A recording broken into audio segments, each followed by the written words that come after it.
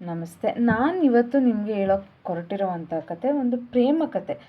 Pure love ಇವಾಗಿನ ಕಾಲದಲ್ಲಿ ಎಷ್ಟು ಜನಕ್ಕೆ ಸಿಗುತ್ತೆ ಅವರೇ ಪುಣ್ಯವಂತರು. ಹಂಗಂದ ಮಾತ್ರಕ್ಕೆ ಮದುವೆಗೆ ಮುಂಚೆಗಿನ ಪ್ರೀತಿನೇ ಸರಿನಾ? ಅದೆಲ್ಲ ನಾನು ನಂಬಲ್ಲ. ಮದುವೆ ಆಗಲಿ, ವಯಸ್ಸು ಅಂತರ ಅದೆಲ್ಲ ಬಡವ ಶ್ರೀಮಂತ ಇಂಥದ್ದೆಲ್ಲ ನೂರೆಂಟು ನೋಡಿಕೊಂಡು ಪ್ರೀತಿ ಮಾಡೋ ಅಂಥದ್ದೇ ಬೇರೆ. ಅದೇನೂ ಇಲ್ಲದೇ ಪ್ರೀತಿ ಮಾಡೋ ಅಂಥದ್ದು ಬೇರೆ. ನಿಜವಾದ ಪ್ರೀತಿ, ಸುಳ್ಳು ಪ್ರೀತಿಗೆ ಹೇಳೋಕ್ಕೆ ಆಗಲ್ಲ. ಗಂಡನ ಹೆಂಡ್ತಿನ ಸಾಯಿಸ್ತಾನೆ, ಹೆಂಡ್ತಿ ಗಂಡನ ಸಾಯಿಸ್ತಾನೆ.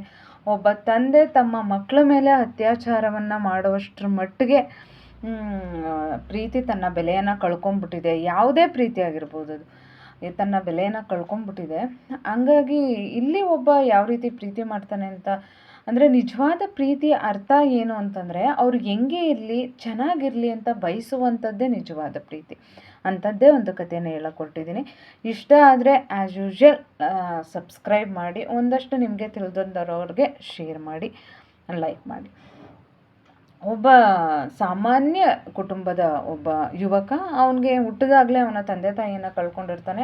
ಅವ್ರ ದೊಡ್ಡಮ್ಮನ ಪ್ರೀತಿಯಲ್ಲೇ ಬೆಳ್ಕೊಂಡು ಬಂದಿರ್ತಾನೆ. ತುಂಬ ಕಷ್ಟಪಟ್ಟು ಮುಂದೆ ಬಂದಿರ್ತಾನೆ. ಅಂದರೆ ಎಲ್ಲರಿಗೂ ಅಷ್ಟೇ ಆ ನೋವು, ಆ ಸಂಕಟ ಗೊತ್ತಿರೋರೇ ಏನಾದರೂ ಜೀವನದಲ್ಲಿ ಮುಂದೆ ಬರ್ತಾರೆ, ಏನಾದರೂ ಸಾಧನೆ ಮಾಡ್ತಾರೆ ಅನ್ನೋದಕ್ಕೆ ಈ ಹುಡುಗನೂ ಸಹ ಕಾರಣ ಆಗಿರ್ತಾನೆ.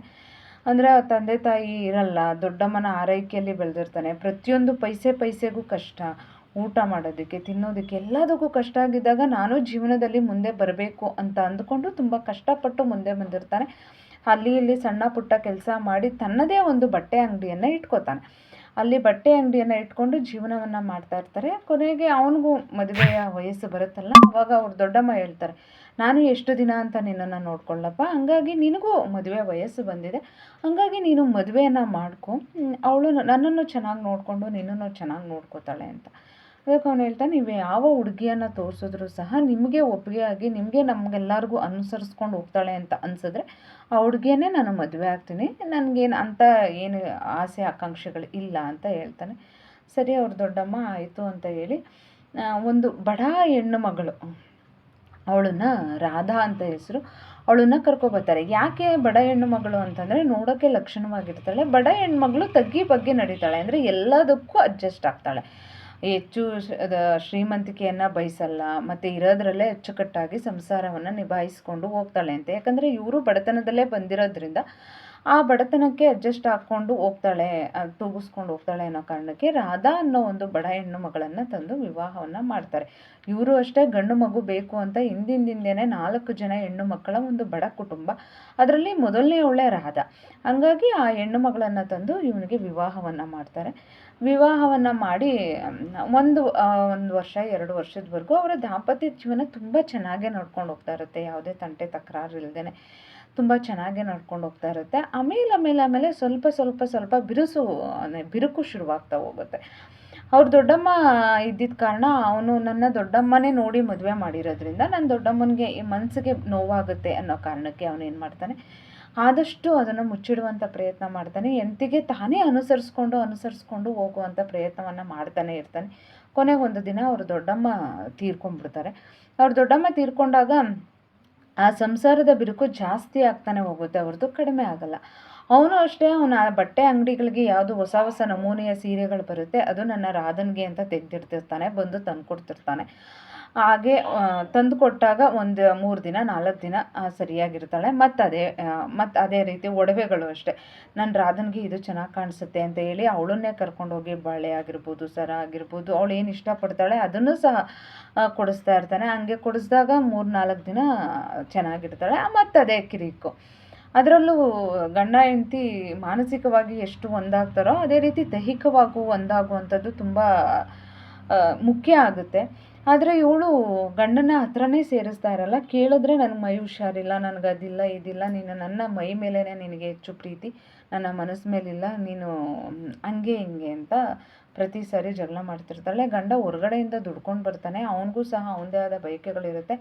ಆ ಬಯಕೆಗಳನ್ನು ಹೆಂಡತಿಯ ಮನಸ್ಸಿಗೆ ವಿರುದ್ಧವಾಗಿ ಅವನು ಪಶುವಂತೆ ವರ್ತಿಸಿದ್ರೂ ಸಹ ಆಮೇಲೆ ಅವನ ಬಗ್ಗೆ ಹೇಸಿಗೆ ಆಗಿಬಿಡುತ್ತೆ.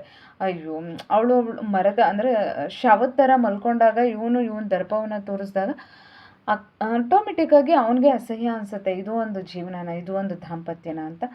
ಆದರೆ ಏನೂ ಮಾಡೋಕ್ಕಾಗಲ್ಲ. ಅದಾಗಿ ಒಂದು 2-3 ದಿನಕ್ಕೆ ಅವನು ವಯೋಸಹಜ ಮನುಷ್ಯನ ಧರ್ಮದ ಥರ ಮತ್ತದೇ ಅವನಿಗೆ ಬಯಕೆ ಹುಟ್ಟುತ್ತಾ ಇರುತ್ತೆ. ಹೀಗಾಗಿ ಅದು ಕಲಹನೇ ಮತ್ತೆ ಮತ್ತೆ ಜಾಸ್ತಿ ಆಗ್ತಾ ಇರುತ್ತೆ. ಅವಳು ಬೇಡ ಅನ್ನೋದು, ಅವ್ನು ಬೇಕು ಅನ್ನೋದು, ಮತ್ತು ಅವಳು ಶವ ಥರ ಬಿತ್ಕೊಳ್ಳೋದು, ಇವನು ತನ್ನ ಆಸೆಯನ್ನು ತೀರಿಸ್ಕೊಳ್ಳೋದು. ಇದು ಹಿಂಗೆ ನಡ್ತಾ ಇರಬೇಕಾದ್ರೆ ಅವನಿಗೆ ಮನೆಯಲ್ಲಿ ನೆಮ್ಮದಿನೇ ಇಲ್ಲ ಅಂತಾಗುತ್ತೆ. ಕೊನೆಗೆ ಒಂದಿನ ಕೂರಿಸ್ಕೊಂಡು ಕೇಳ್ತಾನೆ, ನಿನ್ನ ಸಮಸ್ಯೆ ಏನು, ನಿನ್ನ ಪ್ರಾಬ್ಲಮ್ ಏನು, ನೀನು ಯಾರನ್ನಾರು ಮೊದಲೇ ಇಷ್ಟಪಟ್ಟಿದ್ದ ಅಥವಾ ಏನು ಎತ್ತ, ನೀನು ಹಂಗೇನಾದ್ರು ಇಷ್ಟಪಟ್ಟಿದ್ರೆ ಹೇಳು, ನಿಜ ನನಗೇನು ಆ ಥರ ಏನು ತೊಂದರೆ ಏನಿಲ್ಲ, ನಾನು ಬಿಟ್ಕೊಡ್ತೀನಿ, ನಿನಗೆ ಡಿವೋರ್ಸ್ ಕೊಡ್ತೀನಿ, ನೀನು ಅವನ ಜೊತೆನೇ ಸಂತೋಷವಾಗಿ ಸುಖವಾಗಿ ಬದುಕ್ಬೋದು ಅಂತೆಲ್ಲ ಕೇಳ್ತಾನೆ. ಅವಳಿಗೆ ಏನಂದ್ರೆ ಏನೂ ಉಸಿರು ಬಿಡಲ್ಲ, ಸುಮ್ಮನೆ ಇರ್ತಾಳೆ ಮೂಗು ಬಸವಿ ಥರ. ಇವನು ಕೋಪ ಬರುತ್ತೆ. ಕೋಪ ಬಂದು ಹಾಗೆ ಅಂಗಡಿಗೆ ಹೋಗ್ಬಿಡ್ತಾನೆ. ಅವ್ನ ಬಟ್ಟೆ ಅಂಗಡಿ ಏನಿರುತ್ತೆ ಹಂಗೆ ಆ ಬಟ್ಟೆ ಅಂಗಡಿಗೆ ಹೋಗ್ಬಿಡ್ತಾನೆ. ಕೊನೆಗೆ ಇವಳು ಅವಳು ಮನಸ್ಸು ಅವನಿಗೆ ತಡೆಯಲ್ಲ. ಓ ಏನಪ್ಪ ಎತ್ತಪ್ಪ ಅಂತ ಅಂದ್ಕೊಂಡು ಮತ್ತೆ ವಾಪಸ್ ಬರ್ತಾನೆ. ವಾಪಸ್ ಬಂದಾಗ ಮನೆ ಬಾಗಿಲು ಹಾಕಿರುತ್ತೆ. ಪಕ್ಕದ ಮನೆಗೆ ಹೋಗಿ ಕೇಳ್ತಾನೆ, ನನ್ನ ಹೆಂಡ್ತಿ ಹಿಂಗೇನಾದರೂ ಕೀ ಕೊಟ್ಟು ಹೋಗಿದ್ದಾಳ ಅಂತ. ಆಗ ಪಕ್ಕದ ಮನೆ ಹೆಂಗಸು ಅವನನ್ನು ಕರೆದು ಹೇಳ್ತಾಳೆ, ನೋಡಪ್ಪ, ಬೇರೆಯವ್ರ ಮನೆಯ ಸಂಸಾರದಲ್ಲಿ ನಾನು ತಲೆ ಹಾಕೋದು ಅಷ್ಟು ಸರಿ ಇರಲ್ಲ, ಆದರೆ ನೀನು ಈ ಕಡೆ ಅಂಗಡಿಗೆ ಹೋದ ತಕ್ಷಣಕ್ಕೆ ಇಲ್ಲಿ ಒಬ್ಬ ಕೆಂಪು ಕಾರಿನ ಒಬ್ಬ ಬರ್ತಾನೆ. ಕೆಂಪು ಕಾರ್ನಲ್ಲಿ ಅವನು ನಿನ್ನ ಹೆಂಡ್ತಿನ ಕೂರಿಸ್ಕೊಂಡು 3 ಗಂಟೆ 4 ಗಂಟೆ ಟೈಮ್ ಹೊರಗಡೆ ಎಲ್ಲೋ ಹೋಗ್ತಾನೆ. ಹಾಗೆ ಕೆಲವೊಂದು ಸಲ ನಿಮ್ಮ ಮನೆಯೊಳಗಡೆ ಅವನು ಹೆಚ್ಚು ಹೊತ್ತು ಕಾಲ ಕಳೆದು ಹೋಗ್ತಾನೆ. ನೋಡಪ್ಪ, ನಿನ್ನ ಹೆಂಡ್ತಿಯನ್ನು ನೀನು ಯಾವ ರೀತಿ ಕೇಳ್ತೀಯ ಅಥವಾ ಯಾವ ರೀತಿ ಅದ್ಬಸ್ತಲ್ಲಿ ಇಡ್ತೀಯ ನೋಡ್ಕೊ. ಸಂಸಾರ ಅಂದಮೇಲೆ ಸ್ವಲ್ಪ ನೀನು ಗಮನವನ್ನು ವಹಿಸಬೇಕು ಅಂತ. ಆಗ ಅವ್ನಿಗೆಲ್ಲೋ ಒಂದು ಕಡೆ ಬೇಜಾರಾಗುತ್ತೆ. ನಾನು ನನ್ನ ಹೆಂಡ್ತಿನ ಪೂರ್ತಿ ನಂಬಿಟ್ನಾ? ಈ ಥರದ್ದು ಸುಮಾರು ಕೇಸುಗಳು ನಡೀತಾನೆ ಇರುತ್ತೆ. ನಾವು ಓದ್ತಾನೆ ಇರ್ತೀವಿ, ನ್ಯೂಸ್ ಪೇಪರ್, ಟಿ ವಿ ಚಾನಲೆಲ್ಲ ನಾವು ನೋಡ್ತಾನೆ ಇರ್ತೀವಿ. ಇವನು ನನ್ನ ಹೆಂಡ್ತಿನ ತುಂಬ ನಂಬಿಟ್ನಾ ಅಂತ ಏನೋ ತುಂಬ ಬೇಸರಕ್ಕೆ ಆಗುತ್ತೆ. ಆಮೇಲೆ ಮನೆಗೆ ಬಂದು ನೋಡ್ತಾನೆ, ಲಾಕ್ ಹಾಕಿರಲ್ಲ. ಜೊತೆಗೆ ಮನೆಗೆ ಹೋಗಿ ನೋಡಿದ್ರೆ ಎಲ್ಲ ವಸ್ತುಗಳು ಚೆಲ್ಲಾಪಿಲ್ಲಿ ಆಗಿರುತ್ತೆ.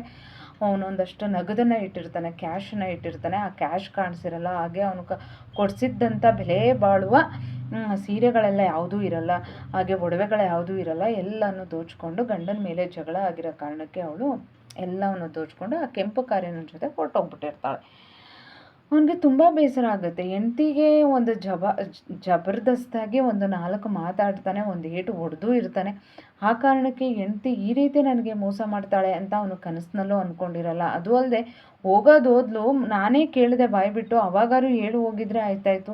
ನಾನು ಕಷ್ಟಪಟ್ಟು ದುಡಿದು ಸಂಪಾದಿಸಿದಂಥ ಎಲ್ಲ ವಸ್ತುಗಳನ್ನು ಹಿಂಗೆ ದೋಚ್ಕೊಂಡು ಹೋಗಿದ್ದಾಳೆ ಅಂದಾಗ ಅವ್ನಿಗೆಲ್ಲೋ ತುಂಬ ಬೇಸರ ಆಗುತ್ತೆ. ಯಾವ ಮಟ್ಟಕ್ಕೆ ಬೇಸರ ಆಗುತ್ತೆ ಅಂದರೆ ಅವನು ಎಲ್ಲವನ್ನು ಬಿಟ್ಬಿಟ್ಟು ಏಕಾಏಕಿ ಹುಚ್ಚೊಂಥರ ಅವನ ಮನೆ ಆಗಿರ್ಬೋದು, ಅವನ ಏನೋ ಶಾಪ್ ಆಗಿರ್ಬೋದು, ಎಲ್ಲ ಬಟ್ಟೆ ಅಂಗಡಿ ಎಲ್ಲವನ್ನು ಬಿಟ್ಟು ಹುಚ್ಚೊಂಥರ ಅಲ್ಕೊಂಡು ಹೊರಟೇ ಬಿಟ್ಟು ಅಲ್ಲಿ ಇಲ್ಲಿ ಫುಟ್ಪಾತ್ ಮೇಲೆ ತನ್ನ ಜೀವನವನ್ನು ಮಾಡ್ಕೊಂಡು ಹೋಗ್ತಾ ಇರ್ತಾನೆ. ಯಾರು ಒಂದಷ್ಟು ಅಂದರೆ ಬಸ್ ಸ್ಟ್ಯಾಂಡ್, ರೈಲ್ವೆ ಸ್ಟೇಷನಲ್ಲಿ ಇಲ್ಲೆಲ್ಲ ಕೂಲಿ ಬರ್ತಾರಲ್ಲ, ಆ ಕೂಲಿಯನ್ನು ಎತ್ಕೊಂಡು ಆ ಕೂಲಿ ಕೆಲಸವನ್ನು ಮಾಡಿ ಅವ್ನಿಗೆ ಎಷ್ಟು ಬೇಕೋ ಅಷ್ಟೇ ಇಟ್ಕೋತಾನೆ, ಎಷ್ಟು ಬೇಕೋ ಅಷ್ಟೇ ತಿಂತಾನೆ.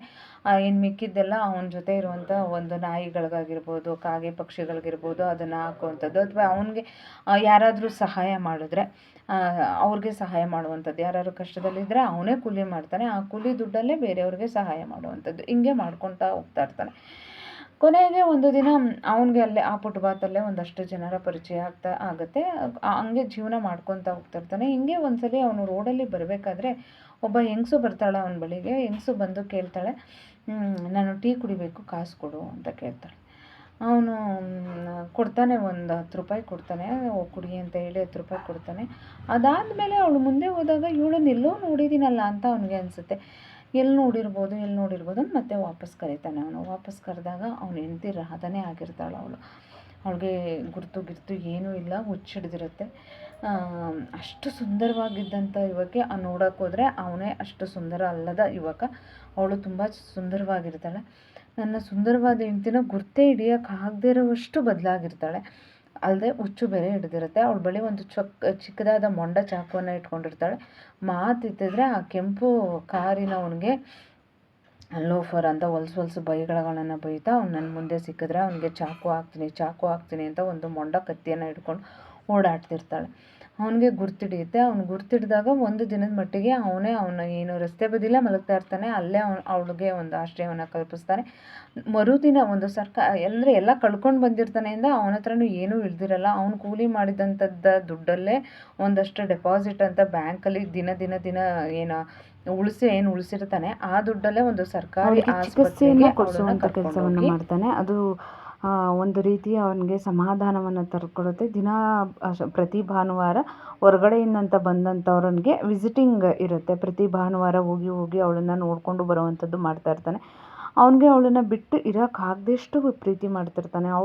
ಅವ್ನಿಗೇನೇ ಯಾವುದೇ ರೀತಿಯ ಮೋಸವನ್ನು ಮಾಡಿದ್ರು, ಅವನು ಹುಚ್ಚಾತನಕ್ಕೆ ಅವಳು ಕಾರಣ ಆಗಿದ್ರು ಸಹ ಅದ್ಯಾವುದನ್ನು ಲೆಕ್ಕಕ್ಕಿಟ್ಕೊಳ್ದೇನೆ ನನ್ನ ಹೆಂಡತಿ ಒಂದು ದಿನ ನಾವು ತುಂಬ ದಿನ ಚೆನ್ನಾಗಿಲ್ಲದೆ ಇದ್ದರೂ ಕೆಲವು ವರ್ಷಗಳ ಕಾಲನಾದರೂ ನಮ್ಮ ದಾಂಪತ್ಯ ಜೀವನ ಚೆನ್ನಾಗಿದೆ. ಆ ಕಾರಣಕ್ಕೆ ಅವಳು ನನ್ನ ಹೆಂಡತಿ ಆಗಿದ್ಲು ಅಂತ ಅಷ್ಟು ನಿಷ್ಠೆಯಿಂದ, ಪ್ರೀತಿಯಿಂದ ಅನ್ನೋದಕ್ಕಿಂತ ಅಷ್ಟೇ ಏನು ಪ್ಯೂರ್ ಲವ್ ಏನು ಮಾಡಿರ್ತಾನೆ ಕೆಲವು ದಿನಗಳ ಕಾಲನಾದ್ರೂ ಅದರಿಂದ ಅವಳು ಹುಚ್ಚಿ ಅನ್ನೋದು ಲೆಕ್ಕಿಸ್ದೇನೆ, ಅವಳು ನನಗೆ ಮೋಸ ಮಾಡಿದ್ದಾಳೆ ಅನ್ನೋದನ್ನು ಲೆಕ್ಕಿಸ್ದೇನೆ ಅವಳಿಗೆ ಟ್ರೀಟ್ಮೆಂಟನ್ನು ಕೊಡಿಸ್ತಾನೆ. ಕೊಡಿಸು ದಿನ ಅವಳ ಹುಚ್ಚುತನ ಹೋಗಿ ಒಳ್ಳೆಯವಳು ಅಂದರೆ ಆರೋಗ್ಯವಂತಳಾಗೋ ರೀತಿ ಎಲ್ಲವನ್ನ ಕಾಣಿಸುತ್ತೆ. ಆದರೆ ಅವಳು ಆ ಕೆಂಪು ಕಾರಿನವನನ್ನು ಅಥವಾ ಕೆಂಪು ಕಾರಲ್ಲಿ ಯಾರು ಬರ್ತಾರೆ ಅವ್ರು ಬಂದಾಗ ಮಾತ್ರ ಅವಳಿಗೆ ಹುಚ್ಚು ಕೆರಳ್ತಾ ಇರುತ್ತೆ. ಅಲ್ಲದೆ ಅವಳು ಹೇಳ್ತಿರ್ತಾಳೆ, ಅವಳು ಪ್ರತಿ ಸಂಡೇ ನೋಡೋಕೆ ಹೋದಾಗೆಲ್ಲ ಹೇಳ್ತಿರ್ತಾಳೆ, ನಾನು ಇಲ್ಲಿ ಇರಲ್ಲ, ನಿನ್ನ ಜೊತೆ ಬಂದ್ಬಿಡ್ತೀನಿ ಅಂತ. ಆಗ ಅವನು ಅವನದೇ ಆದ ಒಂದು ಗುಡಿಸಲನ್ನು ಅಂದರೆ ಒಂದು ಚಿಕ್ಕದಾದ ಮನೆಯನ್ನು ನೋಡಿ ಅಲ್ಲಿ ಅವಳನ್ನು ತಂದು ಇರಿಸಿಕೊಂಡು ಮತ್ತೆ ಒಂದು ಹೊಸದಾಗಿ ದಾಂಪತ್ಯ ಜೀವನವನ್ನು ಶುರುವನ್ನು ಮಾಡುತ್ತಾನೆ. ಅಂದರೆ ಇದು ನಿಜವಾದ ಪ್ರೀತಿಗೆ ಇರುವಂಥ ತಾಕತ್ತು ಅಥವಾ ನಿಜವಾದ ಪ್ರೀತಿಯ ಒಂದು ಗುರುತು ಅಂತ ಹೇಳ್ಬೋದು. ಹೇಗಿತ್ತು ಈ ಕತೆ? ಇಷ್ಟ ಆದರೆ ಲೈಕ್ ಮಾಡಿ, ಶೇರ್ ಮಾಡಿ, ಸಬ್ಸ್ಕ್ರೈಬ್ ಮಾಡಿ. Thank you.